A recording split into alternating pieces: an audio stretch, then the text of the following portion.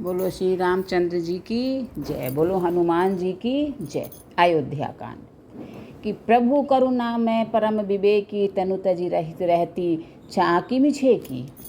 प्रभा जाई कह भानु बिहाई, कह चंद्रिका चंदु तजी जाई। हे प्रभु, आप करुणा में और परम ज्ञानी हैं, कृपा करके विचार तो कीजिए। शरीर को छोड़कर छाया अलग कैसे रोकी रह सकती है? सूर्य की प्रभा सूर्य को छोड़कर कहाँ जा सकती है? और चांदनी चंद्रमा को त्याग कर कहाँ जा सकती है? कि पति ही प्रेम में विनय सुनाई, कहती सचिव सन गिरा सुहाई। तुम पीतु ससुर सरिस हितकारी, उतरु देव फिरी अनुचित भारी। इस प्रकार पति को प्रेममयी विनती सुनाकर सीता जी मंत्री से सुहावनी वाणी कहने लगी कि आप मेरे पिताजी और ससुर जी के समान मेरा हित करने वाले हैं। आपको मैं बदले में उत्तर देती हूँ। यह बहुत ही अनुचित है कि आरती बस सन्मुख भयु, बिल्गु न मानव तात। आरज सुत पद कमल बिनु, बादी जहाँ लगी नात। किंतु हे तात, मैं आर्त होकर ही आपके सम्मुख हुई हूँ, आप बुरा न मानिएगा। आर्य पुत्र स्वामी के चरण कमलों के बिना जगत में जहाँ तक नाते हैं सभी मेरे लिए व्यर्थ हैं। पितु वैभव विलास मैं डीठा, नृप मणि मुकुट मिलित पद मीठा। सुख निदान अस पितु ग्रह मोरे, प्रिय विहीन मन भाव न भोरे। मैंने पिताजी के ऐश्वर्य की छटा देखी है, जिनके चरण रखने की चौकी से सर्व शिरोमणि राजाओं के मुकुट मिलते हैं, अर्थात बड़े बड़े राजा जिनके चरणों में प्रणाम करते हैं। ऐसे पिता का घर भी जो सब प्रकार के सुखों का भंडार है, पति के बिना मेरे मन को भूल कर भी नहीं भाता। कि ससुर चक्रवई कौशल राउ, भुवन चारि दस प्रगट प्रभाऊ। आगे होई जे ही सुरपति लेई, अरध सिंहासन आसनु देई। मेरे ससुर कौशल राज चक्रवर्ती सम्राट है, जिनका प्रभाव 14 लोकों में प्रकट है। इंद्र भी आगे होकर जिनका स्वागत करता है और अपने आधे सिंहासन पर बैठने के लिए स्थान देता है। कि ससुरेता दूसरे अवध निवासु, प्रिय परिवारु मातु समसासु। बिनु रघुपति पद पदुम परागा, मोहि केहु सपनेहु सुखद न लागा। ऐसे ऐश्वर्य और प्रभावशाली ससुर, उनकी राजधानी अयोध्या का निवास, प्रिय कुटुंबी और माता के समान सासुएं, ये कोई भी श्री रघुनाथ जी के चरण कमलों की रज के बिना मुझे स्वप्न में भी सुखदायक नहीं लगते। कि अगध पंथ बन भूमि पहारा, करी के हरि सर सरित अपारा। कोल किरात कुरंग बिहंगा, मोहि सब सुखद प्राणपति संगा। दुर्गम रास्ते, जंगल, धरती, पहाड़, हाथी, सिंह, अथाह तालाब एवं नदियाँ, कोल, भील, हिरन और पक्षी प्राणपति श्री रघुनाथ जी के साथ रहते ये सभी मुझे सुख देने वाले होंगे। कि सासु ससुर सन मोरी हुती, विनय कर भी परिपाय। मोर सोचू जन करिए, कछु में बन सुखी सुभाए। अतः सास और ससुर के पांव पड़कर मेरी ओर से विनती कीजिएगा कि वे मेरा कुछ भी सोच न करें। मैं मन में स्वभाव से ही सुखी हूँ। ये प्राण नाथ प्रिय देवर साथा, वीर धुरीन धरे धनु भाथा। नहीं मग श्रमु भ्रमु दुख मन मोरे, मोहि लगी सोचु करिए जनि भोरे। वीरों में गण्य अर्थात धनुष और बाणों से भरे तरकश धारण किए मेरे प्राणनाथ और प्यारे देवर साथ हैं। इससे मुझे न रास्ते की थकावट है, न भ्रम है, न मेरे मन में कोई दुख ही है। आप मेरे लिए भूल कर भी सोच न करें। कि सुनी सुमंत्रु सिए शीतली बानी, भयों बिकल जनु फनिमनि हानि। नयन सूझी नहीं सुनई न काना, कही न सकई कछु अति अकुलाना। सुमंत्र सीता जी की शीतल वाणी सुनकर ऐसे व्याकुल हो गए जैसे सांप मणि खो जाने पर। नेत्रों से कुछ सूझता नहीं, कानों से सुनाई नहीं देता।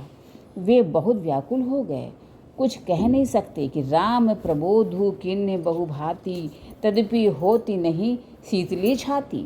जतन अनेक सात हित कीन्हे, उचित उतर रघुनंदन दीन्हे। श्री रामचंद्र जी ने उनका बहुत प्रकार से समाधान किया, तो भी उनकी छाती ठंडी न हुई। साथ चलने के लिए मंत्री ने अनेकों यत्न किए, युक्तियां पेश की, पर रघुनंदन श्री राम जी उन सब युक्तियों का यथोचित उत्तर देते गए कि मेटी जाई नहीं राम रजाई, कठिन करम गति कछु न बसाई। राम लखन सिए पद सिरुनाई, फिरे बनिक जीमि मुर गवाई। श्री राम जी की आज्ञा मेटी नहीं जा सकती, कर्म की गति कठिन है, उस पर कुछ भी वश नहीं चलता।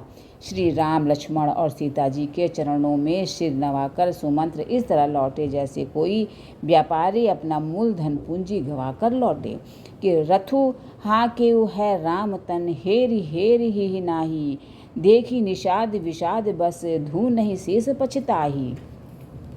सुमंत्र ने रथ को हाँका, घोड़े श्री रामचंद्र जी की ओर देख देख कर ही नाते हैं।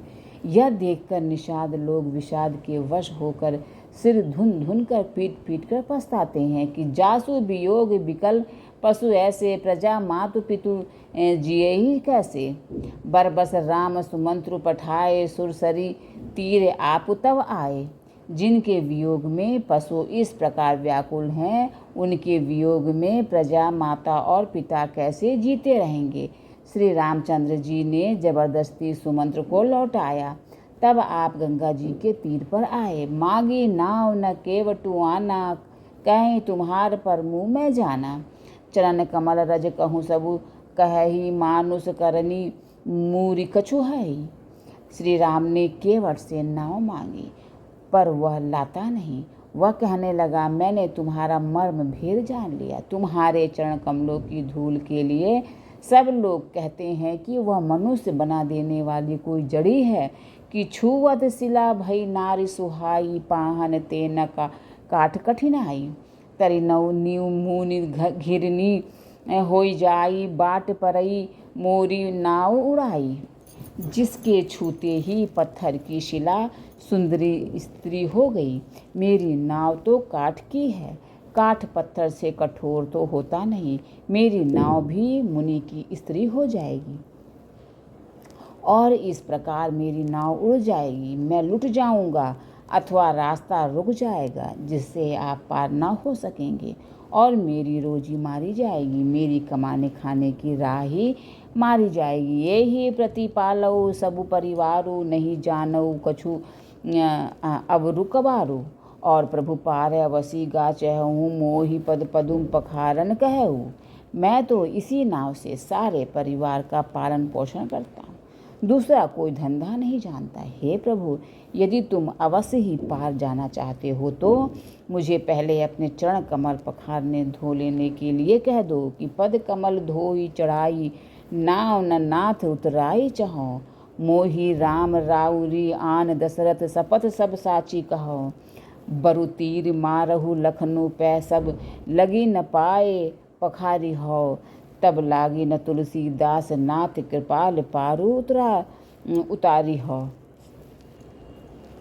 कि हे नाथ, मैं चरण कमल धोकर आप लोगों को नाव पर चढ़ा लूँगा। मैं आपसे कुछ उतराई नहीं चाहता। हे राम, मुझे आपकी दुहाई और दशरथ जी की सौगंध है।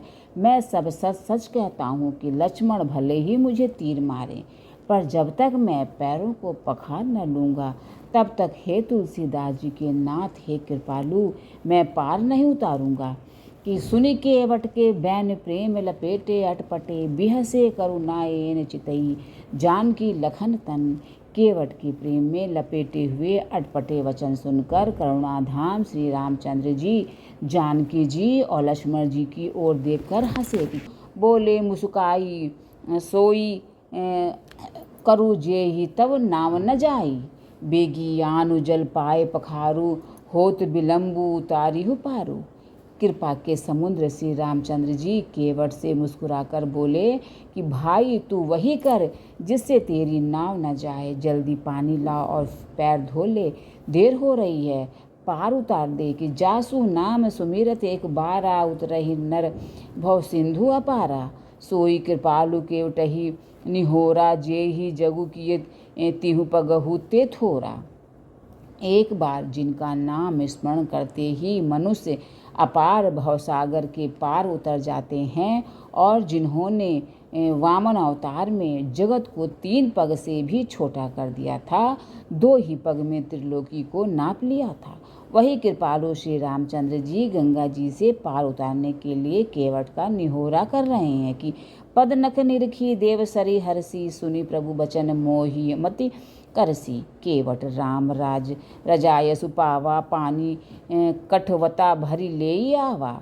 प्रभु के इन वचनों को सुनकर गंगा जी की बुद्धि मोह से खिंच गई थी कि वे साक्षात भगवान होकर भी पार उतारने के लिए केवट का निहोरा कैसे कर रहे हैं। परंतु समीप आने पर अपनी उत्पत्ति के स्थान पद नखों को देखते ही उन्हें पहचान कर देव नदी गंगा जी हर्षित हो गईं। वे समझ गईं कि भगवान नर लीला कर रहे हैं। इससे उनका मोह नष्ट हो गया और इन चरणों का स्पर्श प्राप्त करके मैं धन्य होंगी, यह विचार कर वे हर्षित हो गईं। केवट श्री रामचंद्र जी की आज्ञा पाकर कठौते में भरकर जल ले आया कि अति आनंद उमगी अनुरागा, चरण सरोज पखारन लागा। बरसी सुमन सुर सकल भी सिहासी, यही सम पुण्य पुंज को नाही। अत्यंत आनंद और प्रेम से उमंग कर वह भगवान के चरण कमल धोने लगा। सब देवता फूल बरसाकर सिहाने लगे कि इसके समान पुण्य की राशि कोई नहीं है। बोलो श्री रामचंद्र जी की जय, बोलो हनुमान जी की जय।